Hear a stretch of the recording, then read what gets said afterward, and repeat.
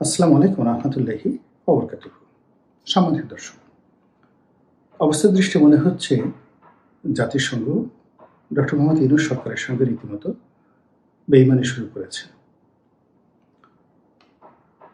সাম্প্রতিক সময় তারা তাদের বিভিন্ন যে সংস্থা রয়েছে এবং তাদের যে সকল আন্তর্জাতিক প্রেশার গ্রুপ রয়েছে, সে সকল প্রেশার গ্রুপ দিয়ে সরকারের উপর যে সকল চাপ তারা তৈরি করছেন, এটি একেবারে আমরা আশাই করিনি।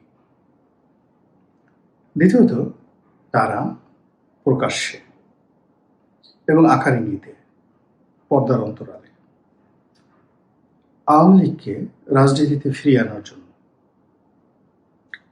ক্ষমতায় বসানোর জন্য এবং আওয়ামী লীগের যারা দোষী রয়েছে তাদেরকে নানাভাবে দেশে এবং দেশের বাইরে সাহায্য এবং সহযোগিতা করার জন্য যে সকল কর্মকাণ্ড করছে, তা এক কথায় ডক্টর মোহাম্মদ ইউনূসের সঙ্গে বা তার সরকারের সঙ্গে মারাত্মক বেইমানি, মারাত্মক অসহযোগিতা।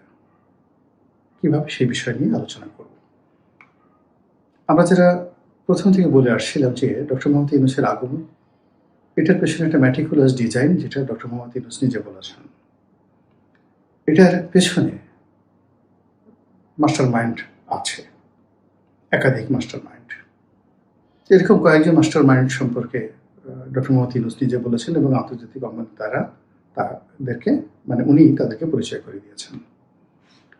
আওয়ামী লীগ সরকার পতনের পেছনে দেশি এবং বিদেশি বিভিন্ন চক্রান্ত রয়েছে, এটা রীতিমতো ওপেন সিক্রেট। আমরা দেশের ভিতরে থেকে টুকটাক বলছি এবং দেশের বাইরে থেকে আরো উলঙ্গভাবে বিভিন্ন মানুষ বলার চেষ্টা করছেন। এখানে সেই যে আন্তর্জাতিক খেলোয়াড় জর্জ সরোজ,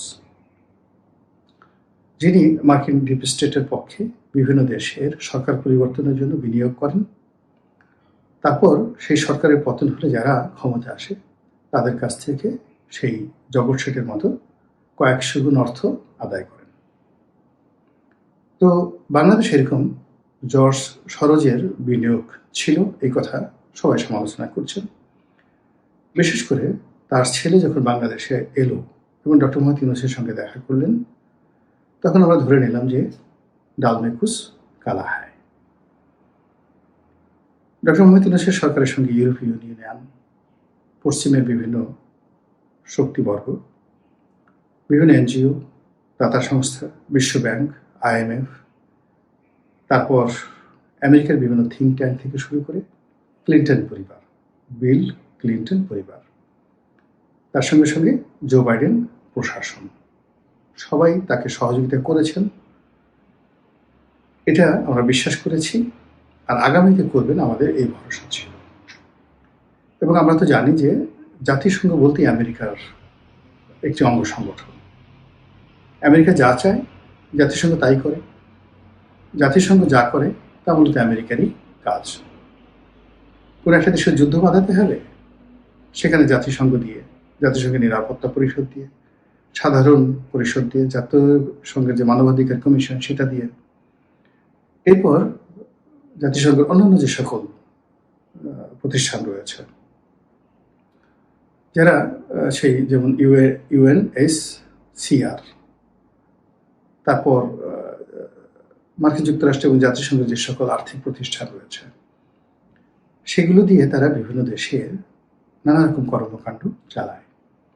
তো ডক্টর মোহাম্মদ ইউনূস ক্ষমতা আসার পর আমরা এরকম অনেকগুলো প্রতিষ্ঠানের অসাধারণ কতগুলো তৎপরতা দেখতে পেলাম। বিশ্ব ব্যাংক খুবই ইতিবাচক মনোভাব দেখালো 2024 সনের সেই প্রথম 4 মাস। IMF এতটা কোঅপারেটিভ হলো সেই 2024 সনের প্রথম 3 মাস।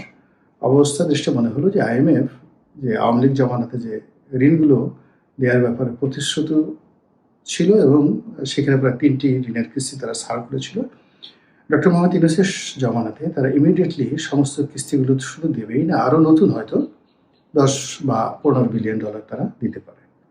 আর বিশ্বব্যাংক হয়তো 40-45 বিলিয়ন ডলার দেবে, চায়না থেকে 100 বিলিয়ন ডলার পাওয়া যাবে, ইত্যাদি ইত্যাদি মিলিয়ে আমরা প্রায় 200 বিলিয়ন ডলারের দেশি বিদেশি সাহায্য, গ্র্যান্ট, ঋণ এগুলোকে আশা করেছিলাম।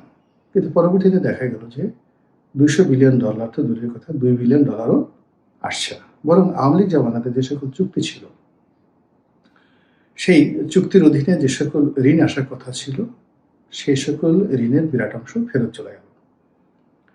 যে সকল সাহায্য এবং ভর্তুকি হিসেবে অর্থ বরাদ্দ ছিল বিভিন্ন আন্তর্জাতিক সংস্থার, প্রকল্প বাস্তবায়নে ধীরগতির কারণে সে সকল অর্থ চলে গেল এবং এটা 2025 সন থেকে এই গজব শুরু হয়ে গেল। যখন রোহিঙ্গাদের বিষয়টি আসলো, দেখলাম আমরা জাতিসংঘ মহাসচিব এলেন, তিনি পাঞ্জাবি পরে সেই ইফতার পার্টিতে অংশগ্রহণ করলেন রোহিঙ্গাদের মধ্যে, লক্ষ লক্ষ রোহিঙ্গাদের মধ্যে, এবং তিনি ঘোষণা করলেন যে আগামী যে ঈদ উল ফিতর, ওখানে ডক্টর মোহাম্মদ ইউনূস চট্টগ্রামের আঞ্চলিক ভাষায় বক্তব্য দিলেন যে এই ভাষার সঙ্গে রোহিঙ্গাদের ভাষার যথেষ্ট মিল রয়েছে। তো সেখানে তিনি খুব দৃঢ়তার সঙ্গে বললেন যে আগামী ঈদ মানে এই যে 2026 সনের যে ঈদ, এই ঈদের উৎসবটি রোহিঙ্গারা তাদের নিজ দেশে গিয়ে করতে পারবেন। আমরা তো মহা খুশি, যেখানে মহাসচিব এসেছেন জাতিসংঘের, যেখানে আমাদের ডক্টর মোহাম্মদ ইউনূস এই কথাবার্তা বলেছেন, এরপর তার কথা থাকে না। কিন্তু পরিস্থিতি দেখা গেল যে উল্টো হয়ে গেল। একজন রোহিঙ্গা সেখানে যায় তো গেলই না, উল্টো আরো প্রায় 3 থেকে 3.5 লাখ নতুন রোহিঙ্গা আমাদের বাংলাদেশে অনুপ্রবেশ করলো এবং সীমান্তের ওপারে আরো প্রায় 3-3.5 লাখ রোহিঙ্গা নোম্যান্স জোনে বা কাছাকাছি জায়গাতে তারা অপেক্ষা করছে বাংলাদেশে ঢোকার জন্য, এবং আন্তর্জাতিক সংস্থা এমনকি জাতিসংঘ চেষ্টা করছে এই বাংলাদেশের বাকি রোহিঙ্গাদেরকে ঢুকিয়ে দেওয়ার জন্য। এটা রীতিমতো আত্মহত্যার মতো, রীতিমতো বেইমানি। তো যেটা বলছিলাম, প্রথম দিকে এরকম যাকে বলা হয় বন্ধুত্বের ছল দেখিয়ে, তারপরে ছলনা করে, এরপরে লোভ দেখিয়ে, লালসা দেখিয়ে তারা এই বাংলাদেশ থেকে কি অর্জন করতে চেয়েছিল বা তাদের কি উদ্দেশ্য ছিল আমরা বলতে পারবো না।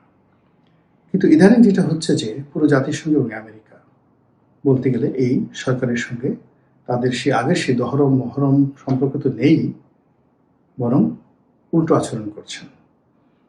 এখন তারা অন্তর্ভুক্তিমূলক নির্বাচন, স্পষ্টতই তারা আওয়ামী লীগকে চাচ্ছেন যে এই নির্বাচনে আওয়ামী লীগ অংশগ্রহণ করুক।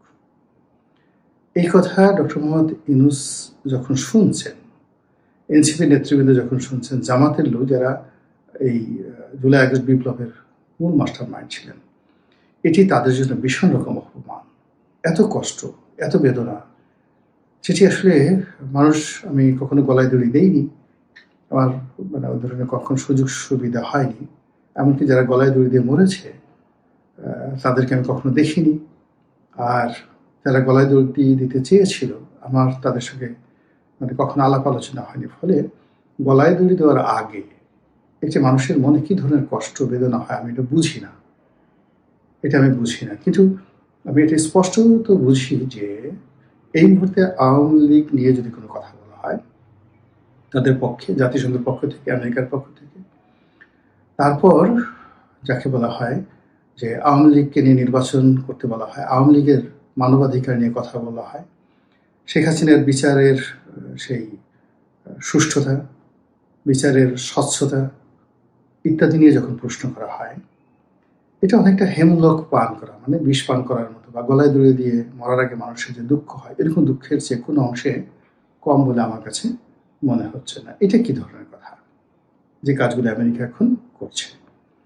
অতিরিক্ত পশ্চিমারা এখন বাংলাদেশের ঘরে ঘরেও আসছে, ইউরোপীয় ইউনিয়নের যারা লোকজন তারা আসছে যে জাতীয় পার্টিকে মানে অপমান করার জন্য, এখানে গণ অধিকার পরিষদকে সেখানে মানে সুযোগ দেওয়া হলো কিনা আমি বলতে পারবো না, কিন্তু গণ অধিকার পরিষদ নুরুল হক নুরু একজন ভদ্রলোক মানুষ, সবসময় দেখেন পাঞ্জাবি পরেন, উনি কখনো সেই জিন্স প্যান্ট পরে, মানে মাস্তানি ঠিক নাই, এই যে অ্যাবসলিউটলি পলিটিক্যাল পার্সন। বা তার সাথে যে রাশেদ আছে সেও পলিটিক্যাল, একেবারে ভদ্রলোক, দেখতে শুনতে ভদ্রলোক, কথাবার্তা নরম। তো তাদেরকে দিয়ে বা তারা কেন জাতীয় পার্টির অফিস দখল করতে গেলেন, জাতীয় পার্টির অফিস ভাঙতে গেলেন, এবং সেখানে কি একটা অপ্রতীকের অবস্থা হলো, মানে যে পরিমাণ গণ অধিকার পরিষদের নেতাকর্মীদেরকে পেটানো হলো, মারাত্মকভাবে আহত করা হলো নুরুল হক নুরুকে, এইগুলো আমার কাছে মনে হচ্ছে একটা ফাঁদ, পশ্চিমাদের একটা ফাঁদ, পরিস্থিতি গণ্ডগোল করার।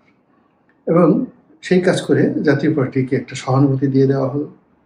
আবার গণ অধিকার পরিষদকে তাদের যে গণতান্ত্রিক যে একটা পরিচয় ছিল সেই পরিচয়টা কালিমালিপ্ত করা হলো।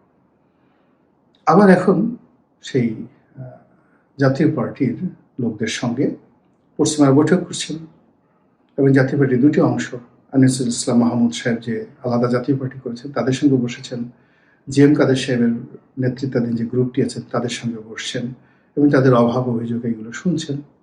ওদিকে সজীব ওয়াজেদ জয়, আওয়ামী লীগের অন্য যে সকল নেতৃবৃন্দ রয়েছেন, বিশেষ করে তরুণ প্রজন্ম, প্রতিনিয়ত তাদের সঙ্গে পশ্চিমাদের বৈঠক হচ্ছে। তারা পশ্চিমা গণমাধ্যমে কথা বলছেন, বিশ্ব গণমাধ্যম তাদেরকে যেভাবে লাইমলাইটে নিয়ে আসছে, এর পেছনে নিঃসন্দেহে আমেরিকার একটি হাত আছে। কাজেই এই যে আমরা যারা বাংলাদেশের লোকজন গোয়েন্দা সংস্থার দালাল হওয়ার চেষ্টা করি, গোয়েন্দা সংস্থা ডাক দিলে, ক্যান্টনমেন্ট থেকে কোনো দাওয়াত পেলে আমাদের কাপড় চোপড় ঠিক থাকে না, মানে ডাক দিয়েছে আমাদেরকে যেতে হবে, তো আমি জাঙ্গা হয়তো পরিনি, পাঞ্জাবি পরে দৌড় দিলাম, গেঞ্জি পরিনি, এরকম একটা যাকে বলা হয় আমাদের মধ্যে উদ্গ্রীব। যমুনা থেকে ডাক দিয়েছে, ডক্টর মোহাম্মদ ইউনূসের অফিস থেকে টেলিফোন এসেছে, বঙ্গভবন থেকে টেলিফোন এসেছে, বা ধরুন বিএনপি অফিস থেকে একটা ডাক আসছে মনোনয়নের জন্য। পাগল হয়ে যাচ্ছে মানুষ, কাণ্ডজ্ঞান হারিয়ে ফেলছে।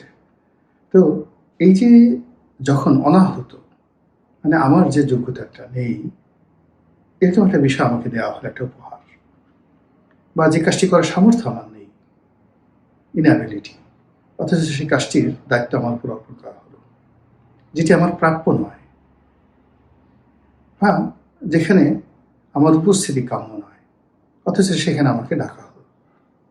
তো আত্মমর্যাদা বোধ থাকলে কোনো মানুষ সেখানে যায় না। সাধারণত ব্যক্তিত্বহীন, লোভী, চরিত্রহীন, ধুরন্ধর প্রকৃতির লোকদেরকে সাধারণত এই বিদেশি যারা এজেন্ট রয়েছেন, সাম্রাজ্যবাদী শক্তির যারা দোসর রয়েছেন, তারা এদেরকে খোঁজেন।